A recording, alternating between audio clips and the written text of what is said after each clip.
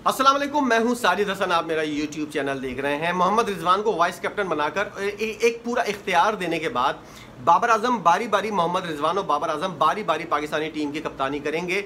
ये क्या कुछ सोच कर किया गया है और इसके अंदर क्या ऐसा मामला है कि ये वाला एक नया आइडिया जो है वो पाकिस्तानी टीम के अंदर चल रहा है कि एक वक्त में दो कप्तान पाकिस्तानी टीम के अंदर मौजूद हैं।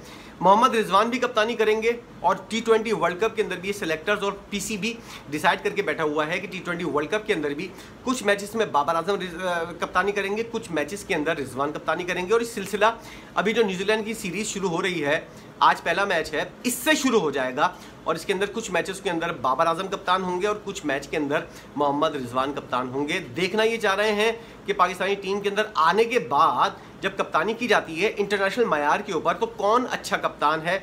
बाबर आजम को सबको पता है, 4 साल हो गए पाकिस्तान के अंदर कप्तानी बाबर आजम कर रहे थे और उसकी वजह से उनके जो गलतियां थीं, जो चीज़ें थीं, जो कप्तानी के अंदर फ्लॉस थे, जो मेन चीज़ें थीं कि उनकी अपनी परफॉर्मेंस भी मुतासिर हो रही थी और कप्तानी भी उनसे सही नहीं हो रही थी। ख़ास तौर पर जब अगली टीम रन चेस कर रही हो तो आप बॉलर्स का जो इस्तेमाल है वो सही तौर पर नहीं करते। रिजवान किस हद तक सही तौर पर करता है, बहुत से फैसलों के अंदर रिजवान भी लेट हो जाता है। ये वाली चीज़ें PSL के अंदर तो देखी गई थी, लेकिन इंटरनेशनल मयार के ऊपर देखने के लिए पाकिस्तान क्रिकेट बोर्ड ने ये फैसला किया है। और मैं सलाम करता हूं पाकिस्तान क्रिकेट बोर्ड को कि जितने भी फैसले तजर्बे हो रहे हैं, जितना भी कुछ हो रहा है, इंटरनेशनल मयार के ऊपर हो रहा है। पाकिस्तान के अंदर बहुत से फैसले, अब कप्तानी का जो ये जो तजर्बा हो रहा है, 2 कप्तान एक वक्त में इंटरनेशनल मयार के ऊपर हो रहा है। कोई लीग नहीं हो रही, कोई ऐसा कुछ PSL के अंदर या डोमेस्टिक के अंदर आप नहीं कर रहे हैं। इंटरनेशनल लेवल के ऊपर आकर जो है वो इस तरह के फैसले कर रहे हैं और इस तरह के तजुर्बात करते हुए आप नज़र आ रहे हैं। मोहम्मद रिजवान, अगर फ़र्ज़ करिए अगर पाकिस्तान के पास इस वक्त वर्ल्ड कप से पहले 12 मैचेस हैं, मोहम्मद रिजवान को जितने मैचेस मिलते हैं कप्तानी के लिए, बाबर आजम रेस्ट कर रहा होता है और रिजवान वो सारे मैच जीत जाता है जितने भी उनको मिले। तकरीबन आप अंदाज़ा लगाएं कि 6 मैचेस जो हैं रिजवान के अंदर कप्तानी, अंडर कप्तानी, और 6 मैचेस जो हैं वो बाबर के अंडर कप्तानी। अगर रिजवान सारे मैच जीत जाता है और बाबर आजम के साथ मामला कुछ आगे पीछे हो जाते हैं, 2-3 मैच वो जीत जाता है, बाकी हार जाता है, या कुछ ऐसा हो जाता है, या फिर बाबर पूरे मैचेस जीत जाता है, रिजवान हार जाता है, फिर होगा क्या? ये वाला सवाल जो है वो बहुत अहमियत का हामिल है।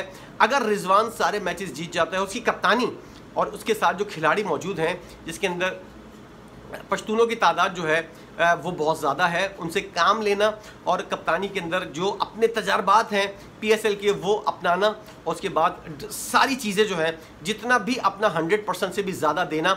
अगर रिजवान देने में कामयाब हो गया और नतीजा निकालने में कामयाब हो गया तो फिर क्या वर्ल्ड कप से पहले आप ये तजर्बा करेंगे या फिर वर्ल्ड कप के अंदर भी यही सोच के साथ जाएंगे कि जो क्रूशल मैचेस होंगे उसके अंदर रिजवान कप्तानी करेगा? क्योंकि ये वाली जो 12 मैचेस हैं इसके अंदर क्रूशल मैचेस जो होंगे उसके अंदर कप्तानी का इम्तिहान होगा। अगर बाबर आजम पुरानी गलतियां दोहराएंगे तो उनका सर्वाइव करना बहुत मुश्किल है। मेरी ये सोच पहले भी मैं 50 दफ़ा इस पता नहीं कितनी वीडियोस के अंदर बता चुका हूँ।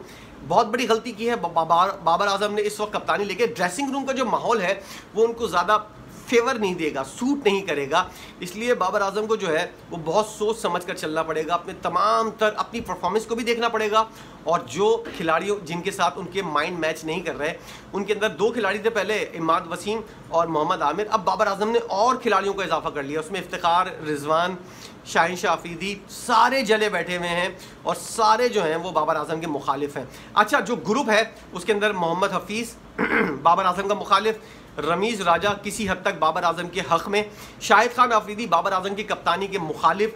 तो ये सारे ग्रुप्स जो हैं इसके अंदर बाबर आजम के हक़ में जो लोग हैं, रमीज़ राजा जैसे लोग, वो बहुत कम नज़र आ रहे हैं। बासित अली हुए, रमीज़ राजा हुए और इंज़मामुल हक़ हुए, ये बहुत ऐसे लोग हैं जो इस वक्त चाहते ना चाहते हुए भी PCB के ऊपर असरअंदाज नहीं हो सकते। गो के शाहिद अफरीदी भी इतने ज़्यादा असरअंदाज नहीं हो सकते हैं। अगर होते तो फिर वो शाहीन शाह अफरीदी की कप्तानी बचा चुके होते। लेकिन जैसे कि मैंने पिछली वीडियो के अंदर कहा कि जो पीठ के ऊपर छुरा घोंपा है बाबर आजम ने शाहीन शाह अफरीदी के, वो ये लोग रिजवान, शाहीन शाह अफरीदी, फ़खर जमान, इफ्तिखार अहमद, जवान खान, ये जितने भी पश्तून लोग हैं ये इस चीज़ को दिल के ऊपर लेके बैठे हुए हैं। ख़ास तौर पर शाहीन शाह अफरीदी के पीठ के ऊपर छुरा जो बाबर आजम ने घोंपा है उसके साथ जो है फिर मामला जो है वो दरार पड़ने वाली हो चुके हैं और इस वजह से बाबर आजम के लिए काफ़ी मुश्किलात पेश आएंगी अगर वो कप्तानी कर रहे होंगे, और बहुत अच्छा माहौल होगा मोहम्मद रिजवान के लिए, और सब लोगों की यही सपोर्ट होगी कि रिजवान जो जब कप्तानी कर रहा हो, जैसा कि पीसीबी ने डिसाइड किया हुआ है, जब रिजवान कप्तानी करेगा तो टीम अलग तरह से बिहेव करेगी, और जब बाबर आजम कप्तानी करेगा टीम अलग तरह से बिहेव करेगी। इसका नुकसान सरासर बाबर आजम को होगा, उसकी कप्तानी को होगा, उसकी अपनी परफॉर्मेंस के ऊपर होगा। देखते ही हैं कि किस तरह का बिहेव करते हैं खिलाड़ी बाबर आजम और रिजवान की कप्तानी के ऊपर।